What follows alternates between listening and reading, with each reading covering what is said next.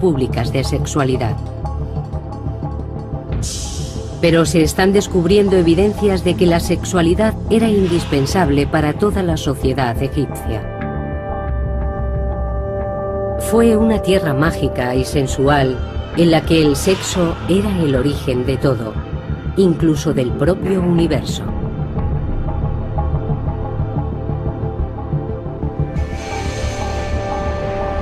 El sexo en la antigüedad. Egipto.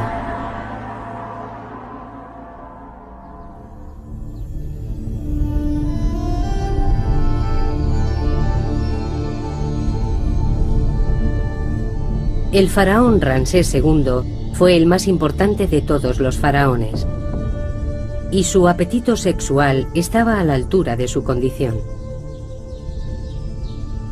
Se casó con infinidad de princesas que llegaron de tierras lejanas, mujeres exóticas de Nubia, Libia y Babilonia. Se casó también con su hermana y 3 de sus propias hijas.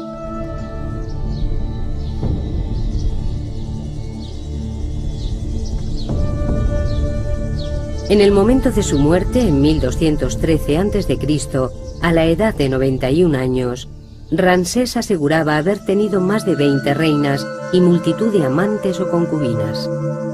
En los textos antiguos se recoge que fue padre de más de 100 hijos.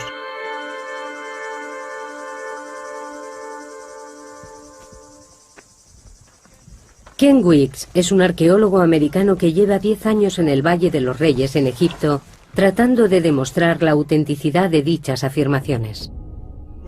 Cuando Ramsés cumplió 15 años, su padre le regaló una mujer, una docena de concubinas y las llaves de todos los harenes del país. Recuerdo que cuando yo cumplí 15 años me regalaron una camisa. Pero Ramsés II se vio de repente rodeado por todas esas mujeres. Desde que nació, Ramsés estaba destinado a la grandeza. De niño era habitual verle domando toros. Para su gente eso significaba que era el hombre que podía garantizar la bendición de los dioses para Egipto y traer prosperidad al país. Imaginen un reloj de arena. Los dioses estarían en la parte de arriba y los mortales en la parte de abajo. El faraón sería el nexo de unión entre las dos esferas y toda la comunicación que pudiera establecerse entre esta vida y el más allá debía hacerse a través del faraón. Esto le situaba en una posición extremadamente importante. Los dioses expresaban sus deseos a través de la figura del faraón. Era el gran comunicador, el que permitía el alba y el crepúsculo, la salida de la luna, el éxito en la crecida anual del Nilo. Todos estos mensajes de los dioses dependían del faraón y de su capacidad de transmisión entre los dos niveles. Una de las tareas fundamentales del faraón era garantizar que los dioses trajeran fertilidad a la tierra y al Nilo. Durante una ceremonia anual se masturbaba en el agua. La fertilidad del faraón estaba estrechamente ligada con el éxito de la cosecha. Para el pueblo, la potencia sexual del faraón, su dios en la tierra, era igualmente importante porque creían que era el sexo lo que había dado lugar al mundo.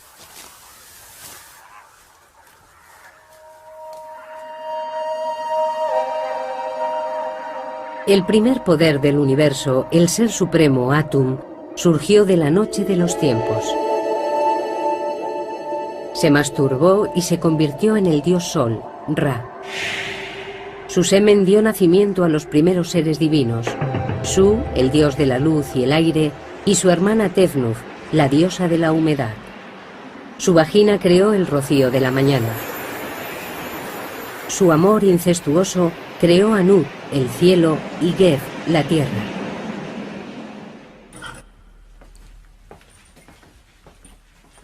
El doctor Richard Parkinson del Museo Británico es un experto en mitología del antiguo Egipto. La actividad sexual era muy importante en los mitos egipcios. En muchos se puede ver una imagen del cosmos en la que la diosa del cielo, Net, está sobre su marido Geb, dios de la tierra. Normalmente él está acostado en el suelo, pero aquí se puede ver cómo se aproxima a ella. Su unión da luz a la siguiente generación de dioses y es el inicio de toda la historia de Egipto tras el nacimiento del cosmos.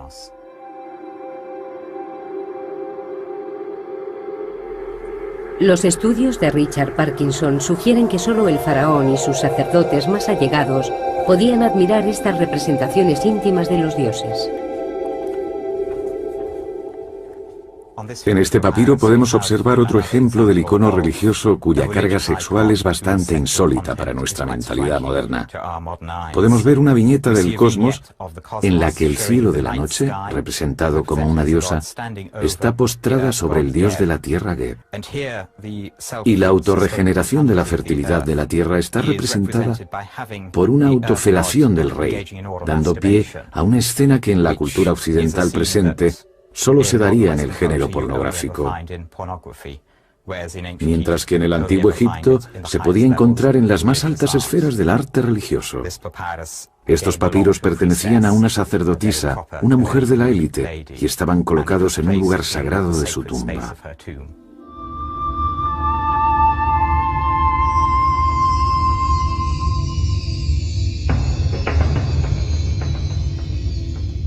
La mujer de más alta categoría en Egipto fue el primer amor de Ramsés, la gran reina Nefertari.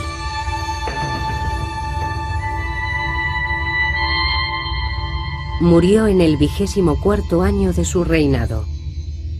Fue enterrada en un sepulcro espectacular. Los muros perfectamente conservados nos muestran cómo la pareja real concebía su relación. La tumba está consagrada a la diosa del amor carnal, Hathor, la equivalente de la diosa griega Afrodita.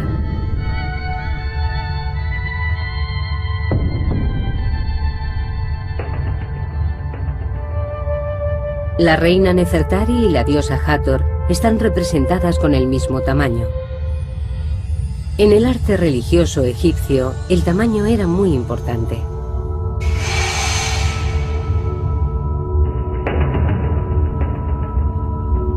Ramsés creía que él y su reina estaban al mismo nivel de los dioses.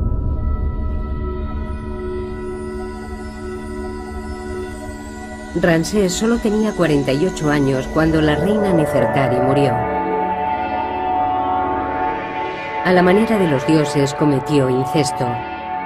Se casó con la hija mayor que tuvo con Nefertari, la princesa Meri-Tamun, promocionándola al rango de reina. Volvería a casarse con una de sus hijas, la princesa Binanat, con la que tuvo un descendiente. Ramsés se tomó su papel de símbolo supremo de la fertilidad muy en serio.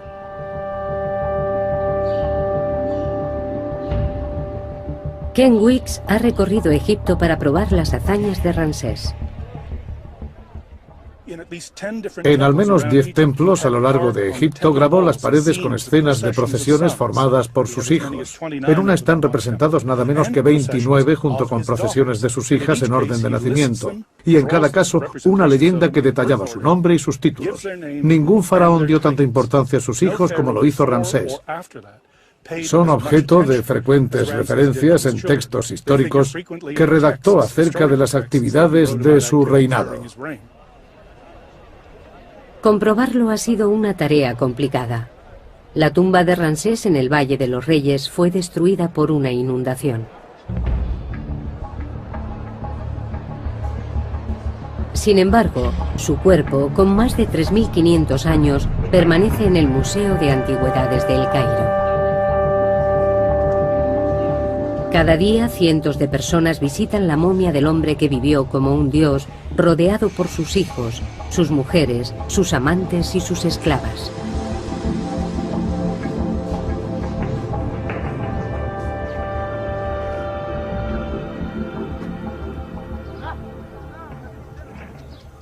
Pero la vida de la gente corriente era mucho más sencilla.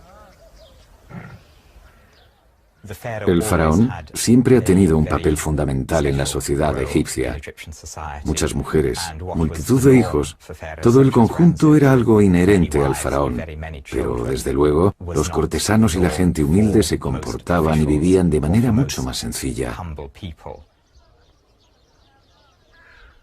Para la mayoría, el día a día era una lucha por la supervivencia.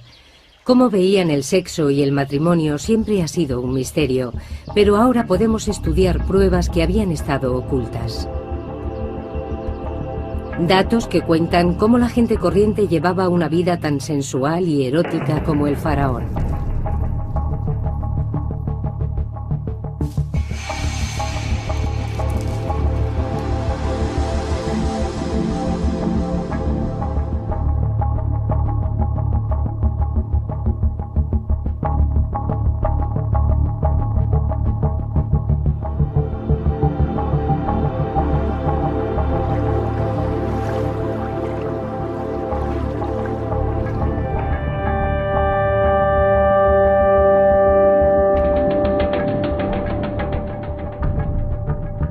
Los reyes y reinas del antiguo Egipto vivían como dioses en un mundo en el que para ellos la potencia sexual era un deber religioso. Pero poco sabemos acerca de cómo vivía y amaba el resto de la población. Muchos restos fueron arrastrados por las crecidas del Nilo.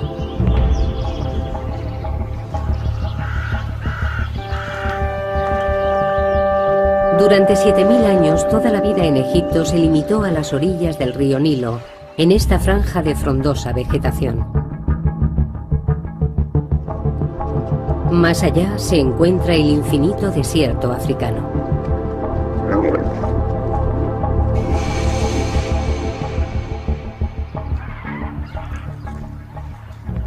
Excepto algunos templos reales y tumbas, las construcciones del antiguo Egipto son de ladrillo de barro.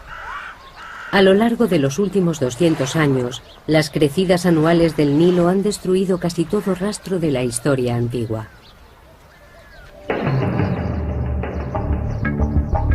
Por ello, el pequeño pueblo de Deir el Medina es un tesoro incomparable. Descansa sobre las dunas del desierto frente a la antigua capital, Tebas. Fue la residencia de los obreros que construyeron las tumbas reales cercanas. La profesora Lynn Meskel de la Universidad de Columbia lleva 10 años estudiando la vida en Deir el Medina. Sus resultados acaban de ser publicados. Deir el Medina es especial porque no ha sido destruido por los constantes movimientos del Nilo y las inundaciones periódicas. A lo largo de los siglos, el Nilo ha cambiado de posición y ha destruido muchos pueblos de agricultores, asentamientos y probablemente ciudades que podrían verse a través de la espesura de la vegetación del Nilo. El cementerio de Deir el Medina acoge la tumba de los habitantes más poderosos del pueblo. La tumba del arquitecto Ka y de su mujer Merit es una revelación. Su contenido sugiere que al menos las clases medias aspiraban a llevar un estilo de vida parecido al del faraón. Ka y Merit están ahora en el Museo Egipcio de Turín, en Italia. En la parte superior del sarcófago hay guirnaldas de hojas que se han conservado tan bien que todavía podemos ver de qué flores se trataba.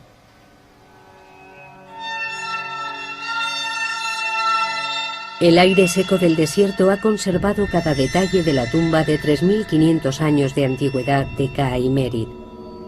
Es evidente que la clase media de Deir el Medina dedicaba gran parte de sus ingresos a su aspecto.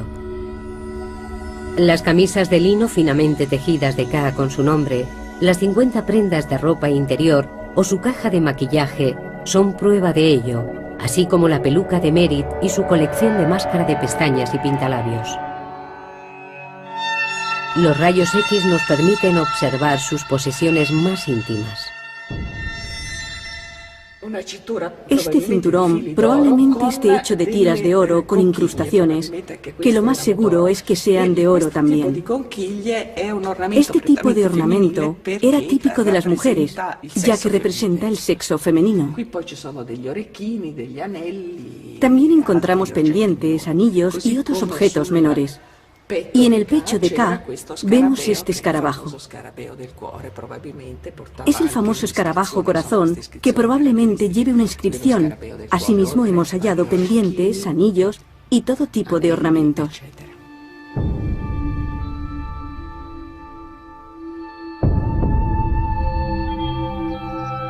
Tanto hombres como mujeres llevaban gran cantidad de ornamentos como joyas, pendientes, brazaletes, anillos, y ambos utilizaban maquillaje, especialmente máscara de pestañas. Llevaban igualmente ingentes cantidades de perfume. Desde luego no se regían por nuestros criterios, según los cuales las mujeres son las principales portadoras de joyería. Los hombres también lucían joyas muy caras.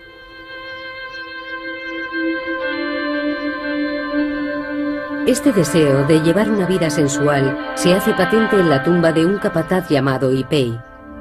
En las paredes hay representaciones de un lujoso banquete. Conceptos como sexualidad y belleza, todo ello nos permite formarnos una imagen muy sensual, con flores y perfumes, que nos dan una idea de cómo sería este banquete. Habría música, vino, probablemente infusiones de vino y flores de loto, todo tipo de sustancias estupefacientes, y con todo resultaría una experiencia muy sensitiva.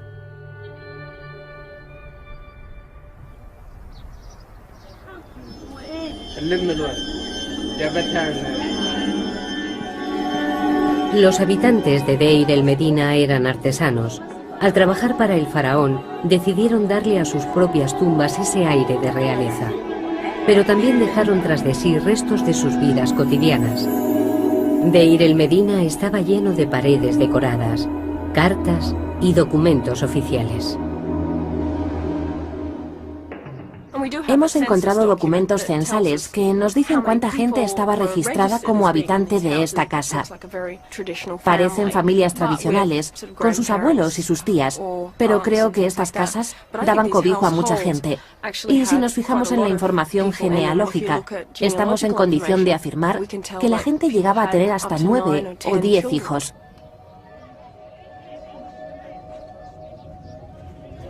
Se parece mucho a la vida de los actuales habitantes de Egipto. Los animales y los seres humanos comparten espacios comunes. El tejado es el centro vital. La gente pasaba mucho tiempo en el tejado. Dormían allí, ya que es un lugar muy fresco, sobre todo durante el verano, y se desarrollaban otras actividades, como la cría de animales.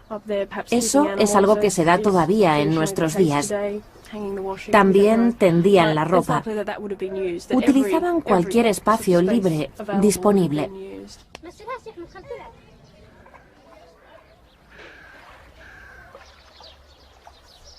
Aunque existen similitudes entre el Egipto actual y el antiguo, la actitud ante el sexo no podría ser más diferente. Cuando el francés Bernard Bruyère realizó las primeras excavaciones en Deir el Medina en 1900, encontró en todas las casas demostraciones públicas de imaginería erótica.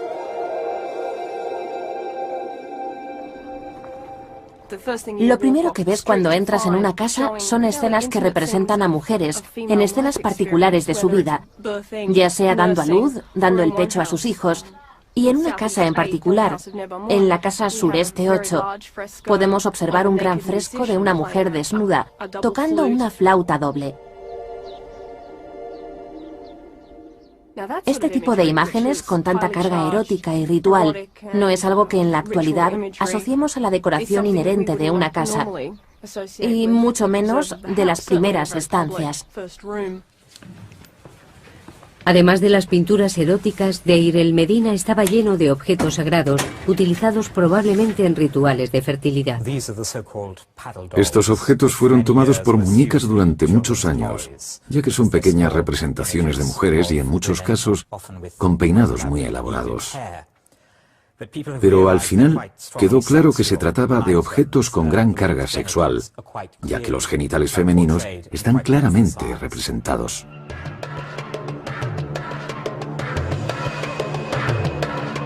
Un escriba de Deir el Medina elaboró un documento muy explícito como divertimento o por encargo. El papiro erótico de Deir el Medina empieza con escenas normales de animales hasta que repentinamente cambia de tono. Algunos expertos han sugerido que estamos ante un tratado sexual o una alegoría religiosa. Otros apuestan por que se trate de un papiro satírico. Asumen que el hombre, al ser calvo, es un sacerdote, y la mujer, al comportarse de esta manera, deja claro que es una prostituta, por lo que se trataría de una sátira social. Pero creo que estas explicaciones son un tanto rígidas y académicas. Todo el papiro se desarrolla claramente en un contexto humorístico, como una parodia. El hombre hace gala de la tremenda flexibilidad de su pene, lo que es común en el género humorístico.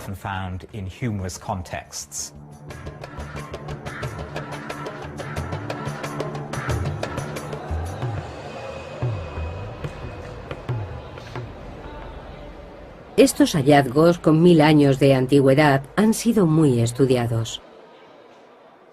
Cuando se descubrieron, nadie pensó en exponer tal imaginería sexual públicamente. Hubiera sido ofensivo y simplemente escondieron estos objetos. La época victoriana, a finales del siglo XIX, vio nacer la egiptología.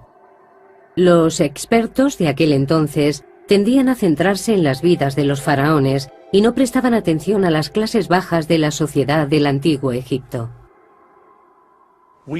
Actualmente estamos muy interesados en lo que pudiera pensar y sentir el hombre de la calle, que hacían en su tiempo libre los escribas y los hombres que pintaron estas paredes. Estamos mucho más centrados en conseguir una visión de conjunto de la cultura egipcia, mucho más que en la encorsetada definición victoriana de la historia, según la cual esta no sería más que un recuento de batallas y una sucesión de reyes.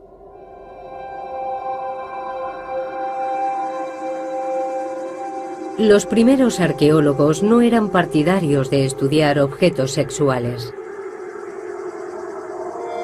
Cerca del Valle de los Reyes, en Deir el Bari, los obreros de Deir el Medina erigieron un enorme templo mortuorio para la reina Hatshepsut.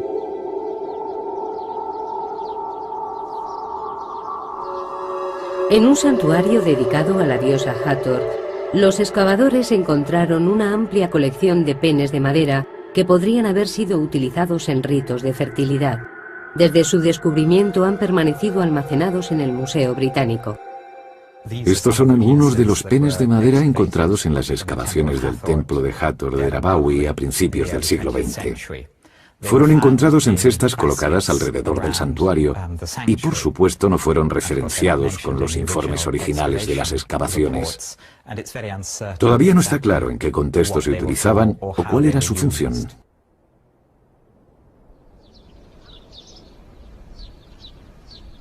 Encima del templo hay cuevas que los obreros de Deir el Medina utilizaban para resguardarse del sol de mediodía.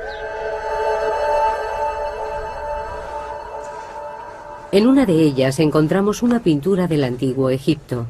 El profesor Mohamed El Bailey, director de antigüedades del Valle de los Reyes, mantiene esta cueva cerrada al público. Esta es una pequeña gruta o cueva donde se pueden observar dibujos representando escenas de contenido sexual. Los obreros que trabajaban en el templo se protegían del sol en estas cuevas durante los descansos y durante estos ratos libres se divertían. Imaginaban y dibujaban en las paredes de las grutas lo que les gustaría estar haciendo en ese momento y lo compartían con sus compañeros mientras descansaban en la pequeña cueva. Este hombre tiene mucha prisa por hacer el amor en esta postura.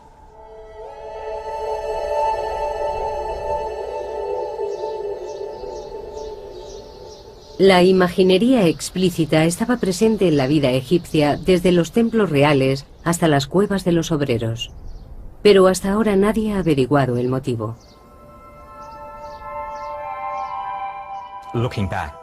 Echando la vista atrás, es fácil suponer que el pudor típico de una cierta época haya podido entorpecer el estudio de este material. Pero no hay que olvidar que cada época tiene sus tabús y temas de los que la sociedad prefiere no hablar. Los documentos encontrados en Deir el-Medina están empezando a dar una idea más clara de por qué los antiguos egipcios estaban tan obsesionados con el sexo. Te dejaré admirar mi belleza, cubierta por una túnica del mejor lino, empapada de aceite de canela.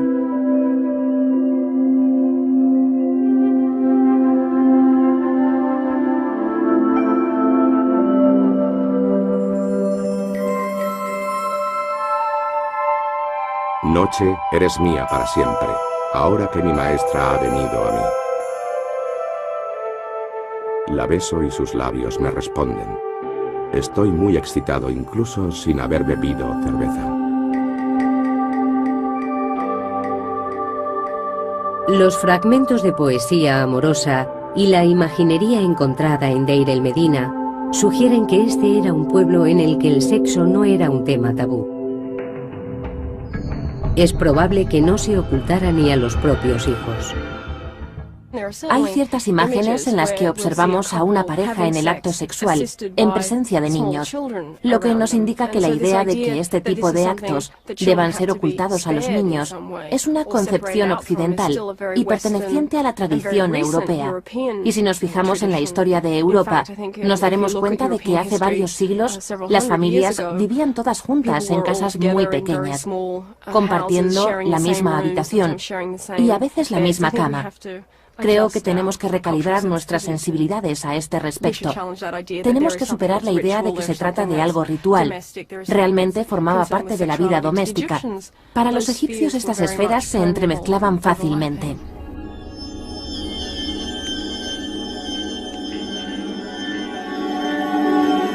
Cuanto más se examinan los hallazgos de Deir el-Medina, más evidente se hace que Egipto era un lugar en el que la depravación sexual no estaba criminalizada.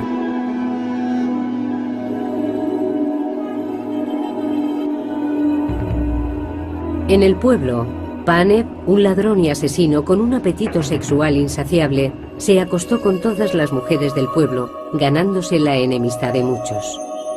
Su comportamiento fue denunciado y está recogido en el registro del tribunal de Deir el-Medina. El escriba recoge testimonios que aseguran que Paneb se acostó con varias mujeres casadas, incluidas una mujer llamada Hel y su hija Wegbet, que luego le entregó a su hijo, Arpekti, que se acostó a su vez con ella. Creo que el escriba se lo pasa muy bien y disfruta mucho recogiendo estos testimonios en contra de Paneb. Cuando escribe las palabras realizar el acto sexual con Neg, al principio del documento, está escrito con muchas florituras que dan la sensación de que realmente disfrutaba difamando el nombre de Paneb.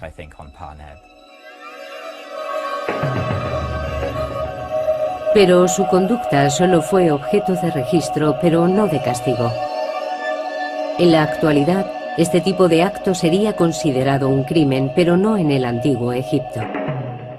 Se trata de algo repudiable y vergonzoso, pero demostraban una actitud muy práctica al respecto. El adulterio era algo común, y por ello no merece el castigo de la muerte. El matrimonio parecía ser frecuente, pero los registros del pueblo dan fe de que el divorcio también lo era. De lo que se trata realmente es de matrimonios en serie.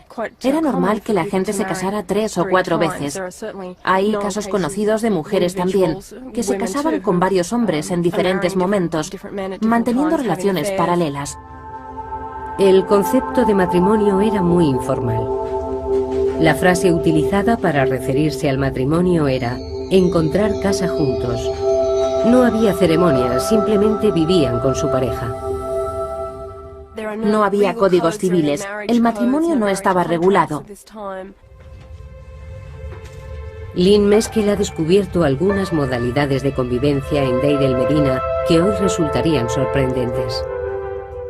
Existían mujeres que eran criadas o esclavas, que el marido llevaba a casa cuando su mujer se quedaba embarazada. De esta forma, el hombre podía seguir teniendo hijos, que eran parte de la familia, y a veces estos hijos llegaban a casarse con gente notable.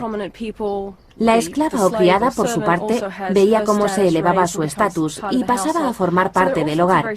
La convivencia era muy flexible y existían modalidades para todos los gustos. Lo que a nuestros ojos es algo realmente increíble e inapropiado, para los egipcios funcionaba muy bien. Los antiguos egipcios eran tan liberales que no parecían preocuparse por la virginidad. En muchas sociedades posteriores, la virginidad constituía un requisito esencial que debía ser respetado hasta el matrimonio.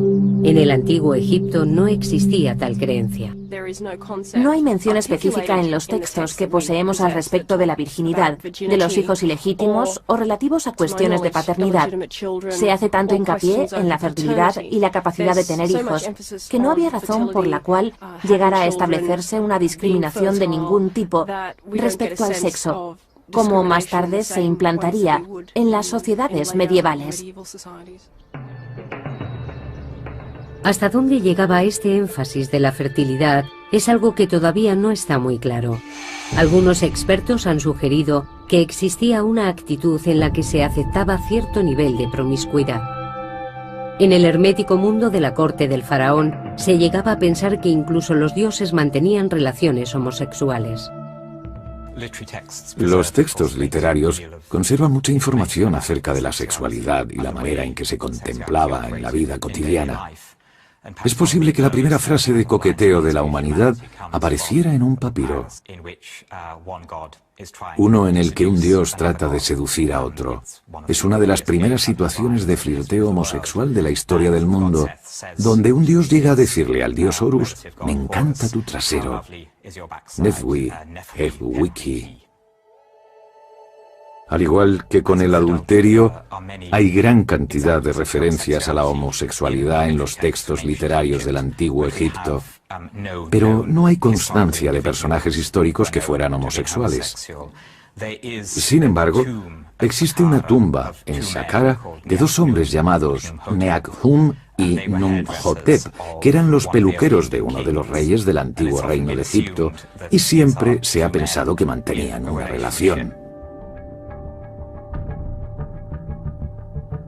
Homosexualidad, adulterio y divorcio, considerados como desviaciones por las religiones posteriores.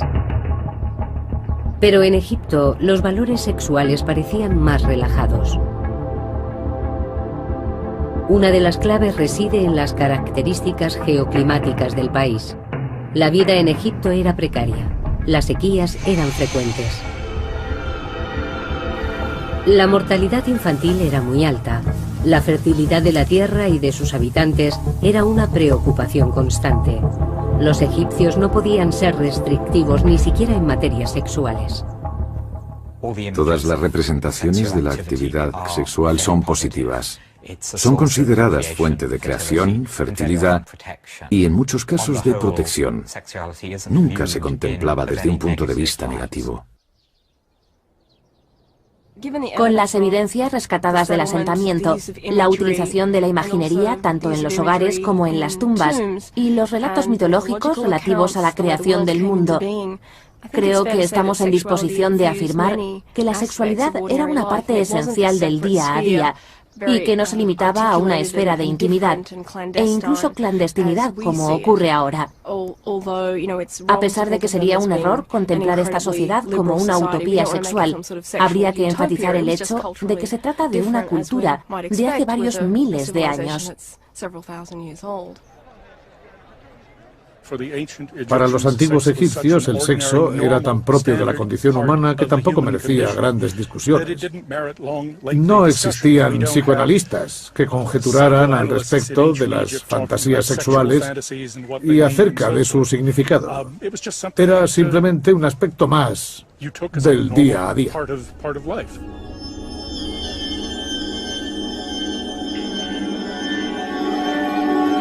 Los antiguos egipcios estaban lejos de sentirse acomplejados o culpables respecto al sexo. Por el contrario, el temor que existía era el de la infertilidad. El faraón podía contar con el apoyo de los dioses, pero la gente corriente no tenía acceso a los templos reales. Tenían que conformarse con recurrir a dioses menores y a la magia.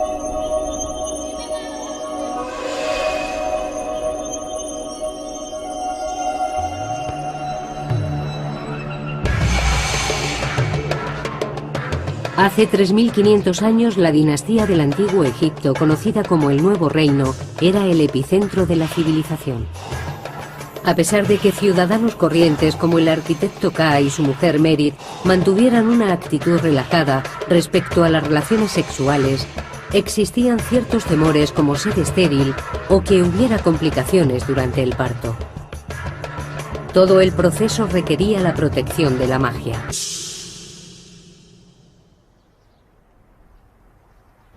En el centro de cada casa de Deir el-Medina hay una plataforma elevada. Durante mucho tiempo se consideró que dichas estructuras fueran camas. Lo característico y distintivo de muchas de las casas del pueblo son estas enigmáticas estructuras que Bruyère llamó lit clos. Son camas cerradas y durante mucho tiempo se pensó que eran el equivalente de la cama francesa. Pero si nos fijamos en su tamaño, nos damos cuenta de que sería un poco angustioso dormir en ellas.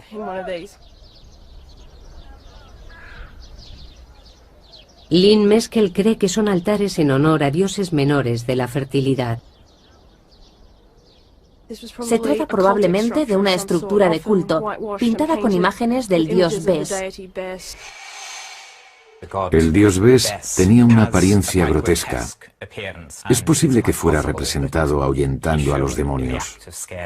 Se puede apreciar, sobre todo en cómo saca la lengua, una actitud particularmente agresiva. Esto es lo más cercano al folclore que hemos descubierto en el Antiguo Egipto. Bes se usaba para espantar a los demonios que se escondían tras el manto visible del mundo. Cada enfermedad, muerte, sequía, hambruna o revés del destino se achacaba a la obra de un demonio, espíritu malvado o incluso al fantasma de algún pariente desdichado. Una mujer como Merit podría contratar los servicios del chamán para que efectuara un ritual en honor de Bes. Es probable que recurrieran a dioses locales, a peregrinaciones y a cierto tipo de libaciones domésticas, como la ofrenda de comida, abluciones y ese tipo de cosas.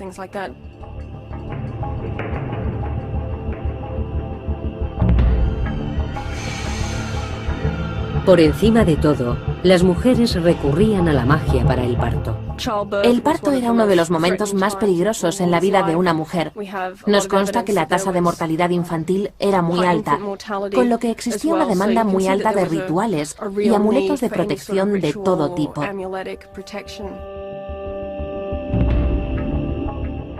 El periodo inmediatamente posterior al parto también se contemplaba como potencialmente peligroso para la salud de la madre y del hijo, pero también por la presencia que pudiera haber de demonios, espíritus, entidades o cualquier cosa que pudiera afectar al niño.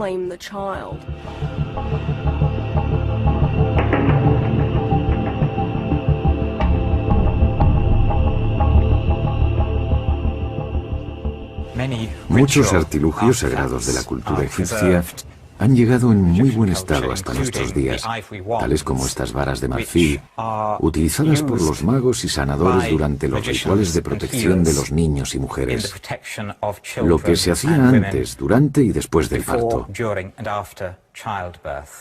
Existían muchos demonios que los magos invocaban para obtener protección.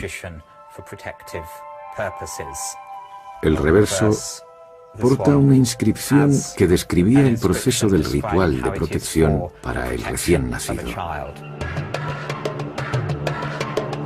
Los hombres del antiguo Egipto también se sometían a procesos mágicos para asegurar su fertilidad. Su principal objetivo era tener un descendiente varón. Un hechizo que un hombre podía conjurar para que una mujer se acostara con él se obtenía mezclando esencia de aceite de rosa y una cabeza de pescado seco del Nilo.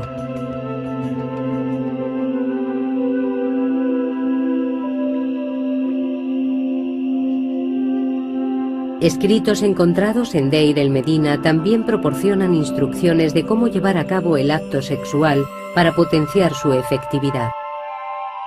Hombres como Ka escribían fórmulas mágicas en su piel para invocar la bendición de los dioses. Lamer las fórmulas las hacía más poderosas.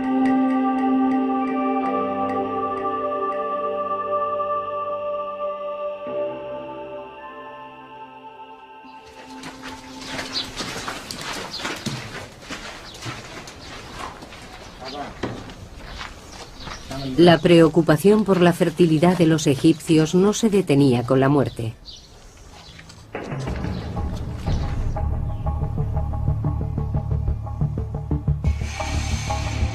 Algunos rituales mortuorios eran idénticos a los practicados durante las ceremonias del parto y la celebración anual donde se renovaba la vitalidad del emperador. Las jóvenes núbiles ejecutaban las mismas danzas eróticas en los funerales para ayudar a los muertos a renacer en el más allá. La vida antes y después de la muerte corresponde a un proceso natural, y la actividad sexual era algo que los egipcios esperaban que continuara en el otro mundo. Existen muchas referencias en textos funerarios de gente disfrutando del sexo en el más allá. Los muertos renacidos eran representados a menudo en la flor de su potencia sexual. En las tumbas se colocaban amuletos de fertilidad como estas figuras de mujeres desnudas. Esta preocupación por la fertilidad estaba presente en todos los ámbitos de la civilización egipcia. Las clases más bajas recurrían a su propia magia, pero tomando como ejemplo al faraón. Y el gran faraón Ramsés II nunca los decepcionó. Muchas pinturas nos cuentan que fue padre de más de 100 niños. Sabemos poco sobre la familia de los faraones. En muchos casos no conocemos ni el nombre de sus mujeres. Nos encontramos con muchos problemas a la hora de establecer relaciones genealógicas. No sabemos dónde están enterrados los hijos e hijas de los reyes. Ramsés II es una excepción. Se esforzó mucho porque sus hijos tuvieran un puesto de honor en las crónicas, al menos los hijos de sus mujeres más notorias. Los niños eran jóvenes que podrían haber optado a suceder a su padre, y en su caso al menos tuvieron funerales de Estado, aquí, en el Valle de los Reyes. Pero nadie ha encontrado las tumbas de ninguno de los hijos. ¿Decía Ramsés la verdad? En 1983, Ken Weeks decidió hacer excavaciones en una pequeña tumba que se conocía simplemente como KV5. Quería comprobar su contenido antes de que convirtieran la zona en un aparcamiento. Cuando Howard Carter limpió la tumba de Tutankamón, se fijó en esta tumba, pero la consideró sin importancia. Así que la utilizó como almacén para los restos producidos por sus propias excavaciones y tapó la entrada con cieno y tierra. El grupo de Weeks tardó más de 6 años en desenterrar la primera cámara. Al final había una puerta. Atravesamos el umbral y entramos en un corredor. Vimos que se trataba de la mayor tumba de todo el Valle de los Reyes. Al descifrar los jeroglíficos de la entrada, supieron que no solo se trataba de la tumba más grande. Lo primero que vimos al pasar el umbral fueron una serie de escenas grabadas en la pared. Aquí tenemos un par de manos sujetando incienso. Son las manos de Ramsés II. Detrás de él aparece la cabeza de un joven. Las columnas que hay encima de los jeroglíficos nos indican que se trata del hijo mayor del rey, Amun-Her-Kepesef. Están escritos sus nombres y sus títulos. De repente nos dimos cuenta de que habíamos descubierto la tumba de un hijo de Ramsés, uno de los faraones más importantes del reino de Egipto.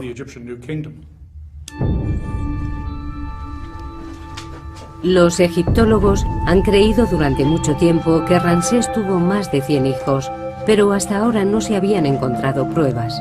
Ken Weeks acaba de publicar sus informes preliminares sobre KV5. Cree que puede haber encontrado un complejo de tumbas único, encargado por Ramsés para dar sepultura a sus hijos, a muchos de los cuales sobrevivió.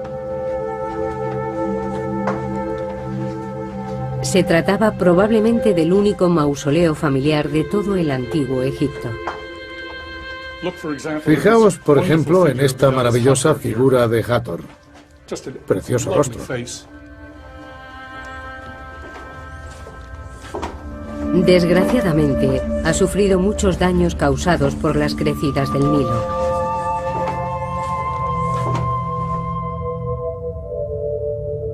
En cualquier caso, es evidente que albergan más de 150 tumbas. Esta tiene 30 metros. Está excavada en la falda de la colina. Hay una serie de puertas, 16 concretamente dispuestas a cada lado del corredor. Está exactamente como lo encontramos. No hemos realizado ninguna prospección aquí. El equipo solo ha excavado una parte, pero ya han encontrado las tumbas de 6 de los hijos de Ramsés II y los restos de 4 más. Hemos encontrado restos momificados de 4 hijos de Ramsés. Este es un cráneo. Está en malas condiciones y todavía no lo hemos limpiado. Me da miedo tocarlo. Aquí tenemos otro cráneo con mandíbula inferior. Estoy prácticamente seguro de que se trata de un hijo de Ramsés II. También tenemos un esqueleto completo en la segunda cámara de la tumba. Lo hemos cubierto otra vez para evitar cualquier tipo de contaminación. Esperamos ser capaces de practicarle algunos análisis. Si no pueden ser pruebas de ADN, al menos rayos X y análisis estadísticos de materiales. Los compararemos con los restos momificados de Seti I, Ramsés II y Nerneptah, con los que es posible que haya tenido alguna relación.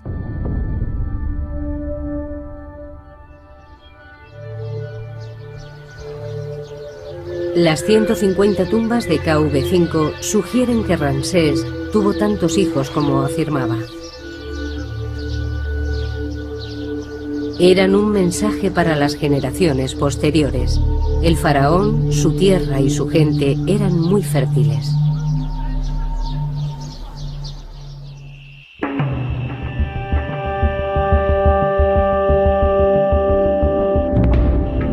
En el antiguo Egipto, el acto sexual formaba parte del día a día, de la religión, de las supersticiones, la vida doméstica e incluso los espacios públicos. Pero pronto llegarían tiempos en los que el acto sexual pasaría a ser considerado oculto, privado, cargado de culpa y vergonzoso.